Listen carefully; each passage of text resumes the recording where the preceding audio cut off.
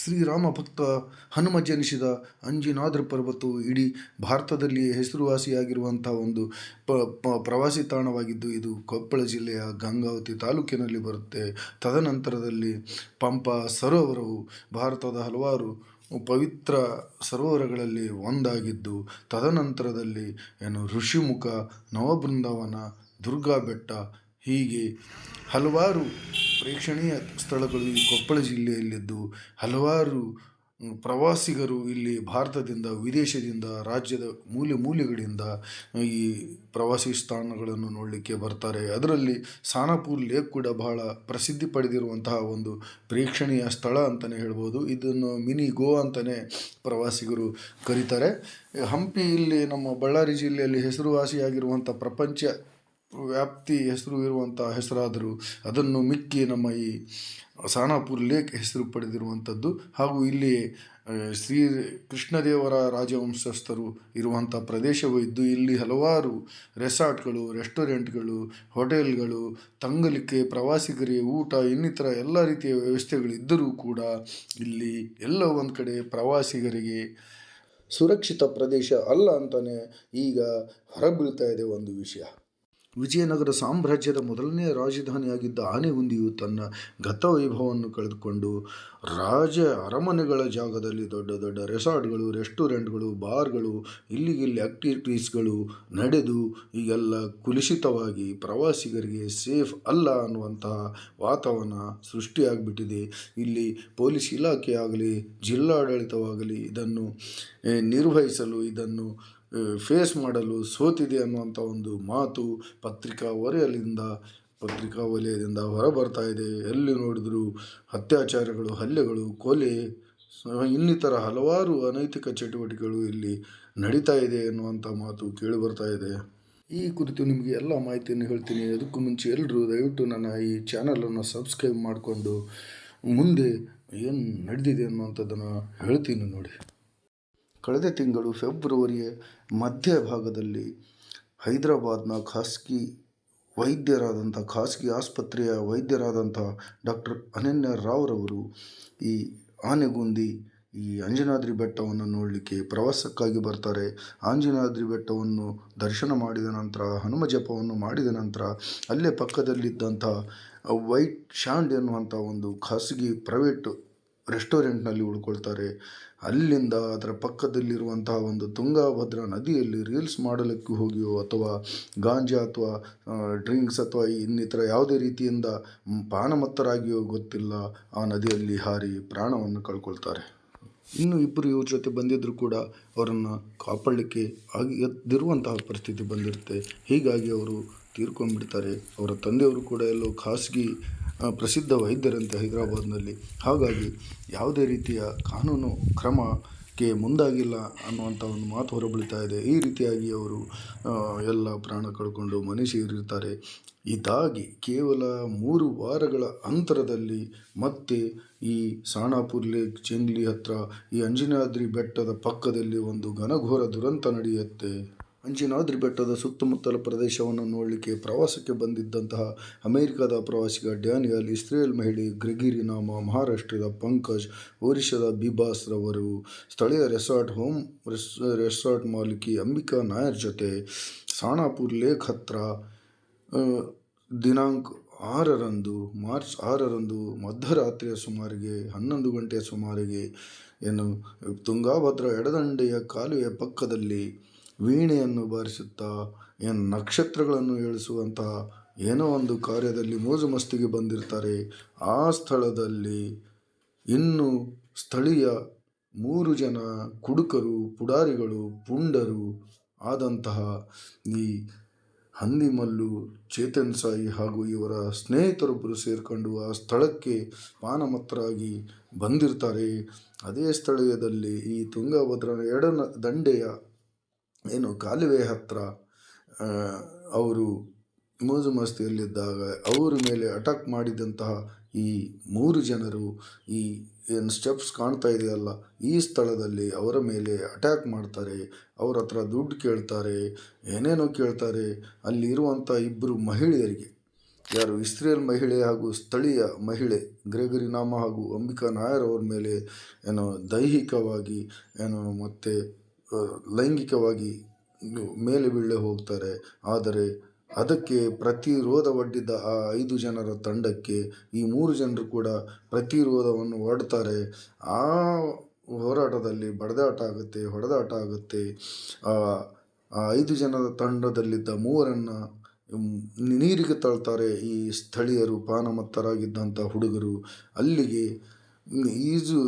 ಈಜುತ್ತಾ ಮೇಲೆ ಬರುತ್ತಿದ್ದಂಥ ಒರಿಸ್ಸಾದ ಬಿಬಾಸ್ರಿಗೆ ಕಲ್ಲುಗಳಿಂದ ಹೊಡೆದು ನೀರಿನಲ್ಲೇ ಈಜು ಬರದೆ ನೀರಿನಲ್ಲೇ ಮುಳುಗಿ ಸಾಯುವಂಥ ಪರಿಸ್ಥಿತಿಯನ್ನು ತಂದಿದ್ದಾರೆ ಅನ್ನುವಂಥ ಮಾತು ಸುತ್ತಮುತ್ತಲು ಹಾಗೂ ಪೊಲೀಸ್ ಇಲಾಖೆಯಿಂದನೂ ಕೇಳಿ ಬರ್ತಾ ಇದೆ. ಹಾಗೂ ಡ್ಯಾನಿಯಲ್ ಹಾಗೂ ಗ್ರೆಗರಿ ನಾಮ ಹಾಗೂ ಅವರ ಜೊತೆ ಇನ್ನೊಬ್ಬರು ಈಜಿಕೊಂಡು ದಡ ಸೇರಿ ಅಲ್ಲಿಂದ ಬಚಾವಾಗಿರ್ತಾರೆ.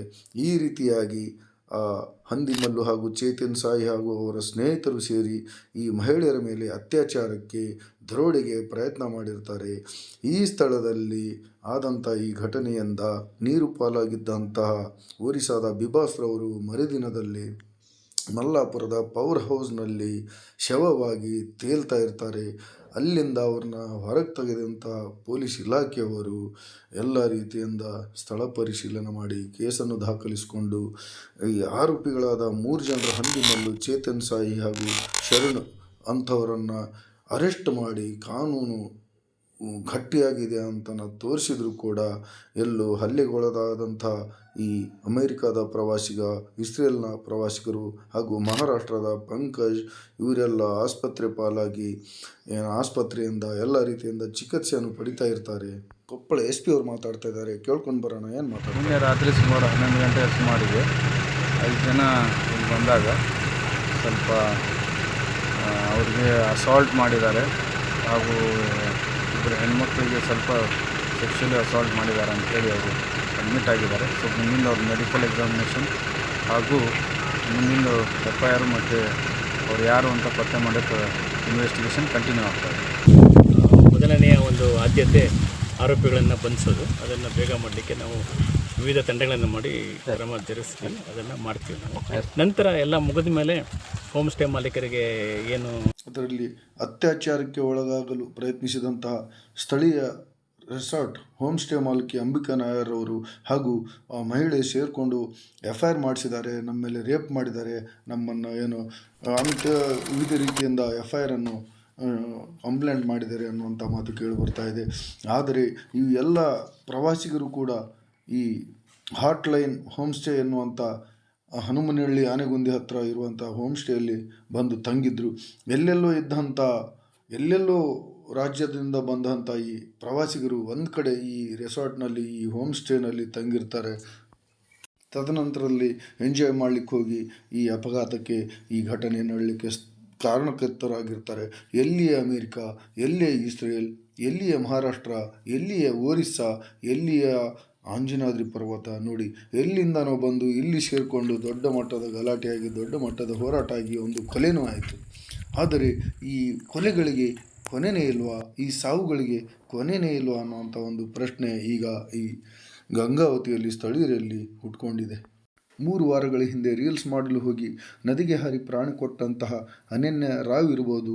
ಈ ನದಿ ತುಂಗಭದ್ರಾ ಎಡದಂಡ ಕಾಲುವೆ ಹತ್ರ ನೀರಿಗೆ ಬಿದ್ದು ಸತ್ತಂತಹ ಒರಿಸ್ಸಾದ ಬಿಬಾಸ್ ಆಗಿರ್ಬೋದು. ಇವರು ತಂಗಿರುವಂಥ ರೆಸ್ಟೋರೆಂಟ್ನಲ್ಲಿ ಭದ್ರತೆ ಇಲ್ವಾ, ಅವರು ಭದ್ರತೆ ಕೊಡಲ್ವಾ, ಈ ರೆಸಾರ್ಟ್ನವರಿಗೆ, ಈ ಹೋಮ್ ಸ್ಟೇನವರಿಗೆ ಕಾಳಜಿ ಇಲ್ವಾ ಈ ಪ್ರವಾಸಿಗರ ಬಗ್ಗೆ ಅನ್ನುವಂಥ ಪ್ರಶ್ನೆ ಮೂಡಿ ಬರುತ್ತೆ. ಯಾಕಂದರೆ ಬರುವಂಥ ಎಲ್ಲ ಪ್ರವಾಸಿಗರ ಹೊಣೆ ಇವ್ರದ್ದಾಗಿರುತ್ತೆ. ಆದರೆ ಇವರು ಪಾನಮತ್ತರಾಗಿಯೋ ಅಥವಾ ಯಾವುದೇ ಒಂದು ರೀತಿಯಿಂದ ಮಧ್ಯರಾತ್ರಿಯವರೆಗೆ ಕಾಡು ಪ್ರಾಣಿಗಳು ತಿರುಗಾಡುವಂಥ ಪ್ರದೇಶಗಳಲ್ಲಿ ಡೇಂಜರಸ್ ಇರುವಂಥ ಸ್ಥಳಗಳಲ್ಲಿ ಹೋಗ್ತಾರೆ. ಹಾಗಾಗಿ ಅವರು ಪ್ರಾಣ ಕಳ್ಕೊಳ್ತಾರೆ ಅಂತಲೇ ಹೇಳ್ಬೋದು. ತಮಗೆ ಗೊತ್ತಿರದ ಪ್ರದೇಶಗಳಲ್ಲಿ ಯಾವುದೋ ಆಟೋಗಳಲ್ಲಿ ಅಥವಾ ಯಾವುದೋ ಒಂದು ಗೈಡ್ಗಳನ್ನು ಹಿಡ್ಕೊಂಡು ಅಥವಾ ಸರಿಯಾಗಿ ಸ್ಥಳಗಳು ಗೊತ್ತಿರದಂತಹ ವ್ಯಕ್ತಿಗಳನ್ನು ಹಿಡ್ಕೊಂಡು ಈ ಪ್ರವಾಸಗಳಲ್ಲಿ ತಿರುಗಾಡೋದು ಮುಖಾಂತರ ಈ ವಿವಿಧ ರೀತಿಯಿಂದ ತಮಗೆ ಗೊತ್ತಿರದ ಪ್ರದೇಶಗಳಲ್ಲಿ ಆಟೋಗಳಲ್ಲಾಗಲಿ ಅಥವಾ ನಿರ್ಜನ ಪ್ರದೇಶಗಳಲ್ಲಿ ರಾತ್ರಿ ಹಗಲು ಎನ್ನದೆ ನಿದ್ದೆಗಳನ್ನು ಮಾಡದೆ ತಿರುಗಾಡುವಂಥ ಸ್ಥಳಗಳಲ್ಲಿ ಈ ರೀತಿಯ ಅನಾಹುತಗಳು ನಡ್ತಾ ಬರ್ತಾ ಇದ್ದೇವೆ. ಇದಕ್ಕೆ ಮುಖ್ಯ ಕಾರಣ ಅಂದರೆ ಈ ಪೊಲೀಸ್ ಭದ್ರತೆ ಆಗಲಿ ಇನ್ನಿತರ ಯಾವುದೇ ರೀತಿಯ ಭದ್ರತೆ ಅಲ್ಲ ಅಂತಲೇ ನಾವು ಹೇಳ್ಬೋದು. ಅದಕ್ಕೆ ಮುಖ್ಯ ಕಾರಣಗಳು ಈ ಅಂಜನಾದ್ರಿ ಸುತ್ತಮುತ್ತ ಇರುವಂಥ ರೆಸಾರ್ಟ್ಗಳು, ರೆಸ್ಟೋರೆಂಟ್ಗಳು ಹಾಗೂ ಕುಡಿತದ ಬಾರ್ಗಳು ಅಂತಲೇ ಹೇಳ್ಬೋದು. ಈ ಅಮಲಿನಲ್ಲಿ ಈ ಬಾರ್ಗಳಿಂದ ಬರುವಂಥ ಪಾನಗಳಿಂದ ಹಾಗೂ ಇಲ್ಲಿ ಸಿಗುವಂಥ ಈ ಅಫೀಮು ಇನ್ನಿತರ ಗಾಂಜಾಗಳಿಂದ ಕುಡಿದಂಥ ಈ ಮಹಿಳೆಯರು ಬೇಕಾಬತ್ತೆ ಅರೆಬೆತ್ತಲೆಯಾಗಿ ತಿರುಗಾಡ್ತಾರೆ. ಇದರಿಂದ ಇಲ್ಲಿ ಭಾರತದ ಸಂಸ್ಕೃತಿಗೂ ಧಕ್ಕೆಯಾಗಿದೆ. ಇದರಿಂದ ಇಲ್ಲಿಯ ಸ್ಥಳೀಯರಿಗೂ ಕೂಡ ತಲೆ ಕೆಟ್ಟೋಗಿರುತ್ತೆ. ಯಾಕಂದರೆ ಈ ಭಾರತೀಯ ಸಂಸ್ಕೃತಿಯಲ್ಲಿ ಯಾರು ಕೂಡ ಮೈ ತುಂಬ ಬಟ್ಟೆ ಹಾಕ್ಕೊಂಡು ತಿರುಗಾಡ್ತಾರೆ. ಆದರೆ ಈ ಫಾರಿನ್ನಿಂದ ಬರುವಂಥವರು ಅರೆಬರೆವಾಗಿ ತಿರುಗಾಡುವುದರಿಂದ ಇಲ್ಲಿನ ಸಂಸ್ಕೃತಿ ಕೂಡ ನಾಶವಾಗಿ ಚಿಕ್ಕ ಪುಟ್ಟ ವಯಸ್ಸಿನ ಹುಡುಗರು ಕಾಮೋಜಿತರಾಗ್ತಾರೆ ಅನ್ನುವಂಥ ಒಂದು ಪರಿಸ್ಥಿತಿನೂ ನಾವು ಹೇಳ್ತಾ ಇದ್ದೀವಿ ನಿಮಗೆ. ಹಾಗಾಗಿ ಈ ಮಹಿಳೆಯರಿಗೆ ಅಥವಾ ಫಾರಿನ್ನಿಂದ ಬರುವಂಥವರಿಗೆ ಯಾಕೆ ಡ್ರೆಸ್ ಕೋಡನ್ನು ಈ ಸರ್ಕಾರ ಕೊಡಲ್ಲ ನೋಡಿ. ಇಲ್ಲಿ ಮಹಿಳೆಯರು ರಾತ್ರಿ 6-7 ಗಂಟೆ ಸುಮಾರಿಗೆ ಸಾಣಾಪುರ್ ಲೇಕಲ್ಲಿ ಈ ರೀತಿ ಕೂಡ್ತಾ ಇದ್ದಾರೆ. ಈ ರೀತಿ ಕೂತು ಪ್ರಕೃತಿ ನೋಡ್ತಾ ನಕ್ಷತ್ರಗಳನ್ನು ಎಣಿಸ್ತಾರೆ, ನೀರಿನ ಹನಿಗಳನ್ನು ಎಣಿಸ್ತಾರೆ, ಏನು ಮಾಡ್ತಾರೆ ಗೊತ್ತಿಲ್ಲ. ಒಟ್ಟಿನಲ್ಲಿ ಯಾವುದೋ ಒಬ್ಬ ಕಾಮ ಪಿಶಾಚಿಗಳು ಇವರ ಮೇಲೆ ಕಣ್ಣಿಟ್ಟರೆ ಮುಗಿತು. ಇಲ್ಲಿ ಇರುವಂಥ ಪ್ರದೇಶ ಗಾಂಜಾ ಪ್ರದೇಶ, ಸಾರಾಯಿ ಪ್ರದೇಶ. ಗಾಂಜಾ ಪಾನಮತ್ತರಾಗಿನೋ ಸಾರಾಯಿ ಕುಡಿದಂಥವರು ಪಾನಮತ್ತರಾಗಿ ಈ ಸಿಕ್ಕರ ಮೈ ಮೇಲೆ ಬೀಳುವಂಥ ಪರಿಸ್ಥಿತಿ ಹಲವಾರು ಬಾರಿನೂ ನಡೆದಿದೆ. ಹಾಗಾಗಿ ಇದು ಸುರಕ್ಷಿತ ಪ್ರದೇಶವಲ್ಲ. ಆದರೂ ಕೂಡ ಪ್ರವಾಸಿಗರು ಇದರ ಬಗ್ಗೆ ಮುಂಜಾಗ್ರತೆ ವಹಿಸ್ತಾ ಇಲ್ಲ, ಎಚ್ಚರಿಕೆಯಿಂದ ಇರ್ತಾ ಇಲ್ಲ. ಹಾಗಾಗಿನೇ ಇಲ್ಲಿ ಕೊಲೆಗಳು, ದರೋಡೆಗಳು, ಅತ್ಯಾಚಾರಗಳು ನಡೀತಾ ಇವೆ ಅನ್ನುವಂಥ ಮಾತನ್ನು ನಾನೀಗ ಹೇಳ್ತಾ ಇದ್ದೀನಿ. ಇದಕ್ಕೆ ಮುಖ್ಯ ಕಾರಣವೇ ಇಲ್ಲಿ ಕೆಲವರು ಗಾಂಜಾಗಳನ್ನು, ಆಫೀಮುಗಳನ್ನು ಕಳ್ಳತನದಿಂದ ಮಾರಾಟ ಮಾಡ್ತಾರೆ. ಸಿಕ್ಕಲ್ಲಿ ಸಾರಾಯಿಗಳು ಲಿಕ್ಕರ್ ಮಾಫಿಯಾ ಇಲ್ಲಿ ವರ್ಕ್ ನಡೀತಾ ಇದೆ. ಸಿಕ್ಕಲ್ಲಿ ಸಾರಾಯಿಗಳು ಮಧ್ಯರಾತ್ರಿಯಲ್ಲಿ ಹೋಗಿ ಎಬ್ಸಿದ್ರು ಕೂಡ ಸಾರಾಯಿ ಸಿಗುತ್ತೆ. ನೀರು ಸಿಗದಿದ್ದರೂ ಕೂಡ ಇಲ್ಲಿ ನೀರು, ಬೀರು, ಸಾರಾಯಿ ಸಿಗುವ ಪರಿಸ್ಥಿತಿ, ನೀರು ಬಿಟ್ಟರೆ ಎಲ್ಲ ಸಿಗುತ್ತೆ ಇಲ್ಲುವಂಥ ಪರಿಸ್ಥಿತಿ ಇದೆ. ಹಾಗಾಗಿ ಮಧ್ಯರಾತ್ರಿಯಲ್ಲಿ ಈ ಕಡೆ ಎಲ್ಲ ಸುರಕ್ಷಿತ ಪ್ರದೇಶ ಅಲ್ಲ ಅಂತಲೇ ಹೇಳ್ಬೋದು. ಪ್ರತಿ ವರ್ಷ 7-8 ಜನ ಈ ರೀತಿಯಾಗಿ ಈ ಏರಿಯಾಗಳಲ್ಲಿ ಸಾಯ್ತಾ ಇದ್ದಾರೆ. ಹಾಗಾಗಿ ಸರ್ಕಾರ ಇಲ್ಲಿ ಕಟ್ಟುನಿಟ್ಟಿನ ಕ್ರಮ ತಗೊಳ್ಬೇಕು. ಇಲ್ಲಿ ಮದ್ಯ, ಗಾಂಜಾ ಅಕ್ರಮ ರೆಸಾರ್ಟ್ಗಳನ್ನು ತಡೆ ಹಿಡಿಬೇಕು. ಅವುಗಳ ಮುಖಾಂತರವಾಗಿ ಈ ರೀತಿಯ ಪರಿಸ್ಥಿತಿಗಳನ್ನು ಕಂಟ್ರೋಲ್ ಮಾಡ್ಬೋದು. ಹಾಗೂ ಈ ಏರಿಯಾಗಳಲ್ಲಿ ಚೆಕ್ ಪೋಸ್ಟ್ಗಳನ್ನು ಹಾಕಿ ವಾಹನಗಳ ಪಾರ್ಕಿಂಗ್ಗಳನ್ನು ಹಾಕಿ ಒಂದು ಸುವ್ಯವಸ್ಥಿತವಾದ ಒಂದು ಪ್ರವಾಸಿ ಪದ್ಧತಿಯನ್ನು ತರಬಹುದು ಅನ್ನುವಂಥ ಮಾತು ಹೇಳ್ತಿದ್ದೀನಿ. 3-4 ಜನ ಭದ್ರತಾ ಸಿಬ್ಬಂದಿಯನ್ನು ಕೂಡ ಈ ಪ್ರದೇಶದಲ್ಲಿ ನಿಯೋಜಿಸಬೇಕು. ಹಾಗಾದರೆ ಮಾತ್ರ ಇಲ್ಲಿ ಸ್ವಲ್ಪ ಕಡಿವಾಳವನ್ನು ಹಾಕಲಿಕ್ಕೆ ಸಾಧ್ಯ. ಎಲ್ಲೋ ಒಂದು ಕಡೆ ಇದು ಅಸಾಧ್ಯ ಅಂತಲೇ ಹೇಳ್ಬೋದು. ಯಾಕಂದರೆ ಇಡೀ ಸರ್ಕಾರವು ಈ ಅಕ್ರಮ ರೆಸಾರ್ಟ್ಗಳಿಗೆ, ಅಕ್ರಮ ಹಳ್ಳಿಗಳಲ್ಲಿ ಸಾರಾಯಿ ಮಾರಾಟಕ್ಕೆ ಬೆಂಬಲ ನೀಡ್ತಾ ಇದೆ. ಅವರು ಕೇವಲ ವ್ಯಾಪಾರವನ್ನು ನೋಡ್ತಾ ಇದೆ, ಜನರ ಸುರಕ್ಷತೆಯನ್ನು ನೋಡ್ತಾ ಇದೆ. ಹೀಗಾಗಿ ಈಗಲಾದರೂ ಕೂಡ ಜಿಲ್ಲಾ ಆಡಳಿತ, ಪೊಲೀಸ್ ಇಲಾಖೆ ಇದರ ಬಗ್ಗೆ ಸೂಕ್ತ ಕ್ರಮ ತಗೊಳ್ಬೇಕು ಅಂತ ಹೇಳ್ತಾ ಇದ್ದೀನಿ. ಕೇವಲ ಅವರ ಪ್ರವಾಸಿಗರ ಆಗುಹೋಗುಗಳನ್ನು ಕೇಳುವ ಬದಲಿಗೆ ಅವರ ಎನ್ಎಗಳನ್ನು, ಅವರ ಲೈಸೆನ್ಸ್ಗಳನ್ನು ಕೇಳಿ ಒಂದು ಸ್ಟ್ರಿಕ್ಟಾದ ಪದ್ಧತಿಯನ್ನು ತಂದು ಇಲ್ಲಿನ ಜನರನ್ನು ಕಾಪಾಡಬೇಕು ಅಂತ ಹೇಳ್ತಾ ಇದ್ದೀನಿ. ಇದರ ಜೊತೆಗೆ ಈ ಊರಿನ ಸುತ್ತಮುತ್ತಲಿನ ಜನ ಭಯದ ವಾತಾವರಣದಲ್ಲಿ ಜೀವನ ಮಾಡ್ತಾ ಇದ್ದಾರೆ ಅನ್ನುವಂಥ ಮಾತನ್ನು ನಿಮಗೆ ಹೇಳ್ತಾ ಇದ್ದೇನೆ. ಹೀಗೆ ಈ ವಿಡಿಯೋ ಇಷ್ಟ ಆದವರು ಲೈಕ್ ಮಾಡಿರಿ, ನಿಮಗೇನು ಅನಿಸುತ್ತೆ ಅನ್ನೋಂಥದ್ದನ್ನು ಕಾಮೆಂಟ್ ಮಾಡಿ. ಹಾಗೂ ನನ್ನ ಈ ಚಾನಲನ್ನು ದಯವಿಟ್ಟು ಎಲ್ಲರೂ ಸಬ್ಸ್ಕ್ರೈಬ್ ಮಾಡಿಕೊಳ್ಳಿ, ಶೇರ್ ಮಾಡಿ ಫ್ರೆಂಡ್ಸ್ಗಳಿಗೆ, ಗ್ರೂಪ್ಗಳಿಗೆ. ಹಾಗೂ ಈ ಕಡೆ ಬರುವಂಥ ಎಲ್ಲ ಪ್ರವಾಸಿಗರು ಎಚ್ಚರವಾಗಿರಿ ಅಂತ ಹೇಳ್ತಾ ಇದ್ದೀನಿ. ಯಾಕಂದರೆ ಈ ಕುರಿತು ಆಗಲೇ ಒಂದು ವಿಡಿಯೋವನ್ನು ಹಾಕಿದ್ದೀನಿ, ಪ್ರವಾಸಿಗರೇ ಎಚ್ಚರ ಅಂತ. ಆದರೂ ಯಾರೂ ಎಚ್ಚರವಾಗಿಲ್ಲ. ಈಗಲಾದರೂ ಎಚ್ಚರವಾಗಿರಿ. ಜೈ ಹಿಂದ್.